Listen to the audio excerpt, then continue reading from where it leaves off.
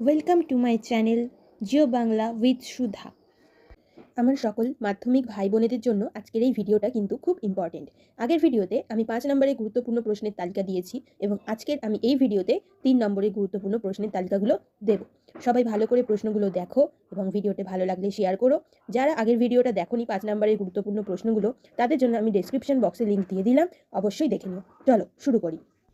প্রথম যে প্রশ্নটা ইম্পর্টেন্ট 3 নম্বরের জন্য, সেটা হচ্ছে ভারতের পশ্চিম বাহিনী নদী মোহনায় বদ্বীপ গড়ে ওঠেনি কেন? দ্বিতীয় যে প্রশ্নটা আমি বলবো সেটা হলো অ্যাক্টিভ সেন্সর অ্যান্ড প্যাসিভ সেন্সরের মধ্যে পার্থক্য লেখো। এটা খুব গুরুত্বপূর্ণ প্রশ্ন। পরের প্রশ্ন, বজ্র ব্যবস্থাপনায় 4R এর ভূমিকা কী? এটা খুব ভালো করে পড়বে সবাই। পরের প্রশ্ন, বজ্রের উদাহরণসহ শ্রেণী বিভাগ করো। এর পরের প্রশ্ন, পরিবেশের উপর বজ্রের প্রভাবগুলি লেখো। এই প্রশ্নটাও কিন্তু খুব গুরুত্বপূর্ণ। তারপরে প্রশ্ন, জিও স্টেশনারি এবং সানসিনক্রোনাস উপগ্রহের মধ্যে পার্থক্য লেখো। এই প্রশ্নটা ভালো করে করবে সবাই। একই সঙ্গে ভূবৈচিত্র্য সূচক মানচিত্রের 3টি ব্যবহার লেখো।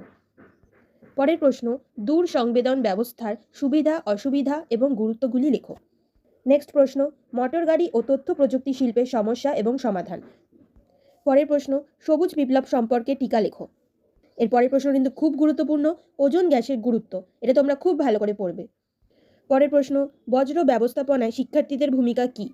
এর পরের প্রশ্ন, দক্ষিণ ভারতে কফি চাষ উন্নত কেন? দক্ষিণ ভারতের কফি চাষ উন্নত কেন? পরের প্রশ্ন, বহুমুখী নদী পরিকল্পনার উদ্দেশ্যগুলি লেখো। এর পরের প্রশ্ন, বৃষ্টির জল সংরক্ষণের পদ্ধতিগুলো লেখো।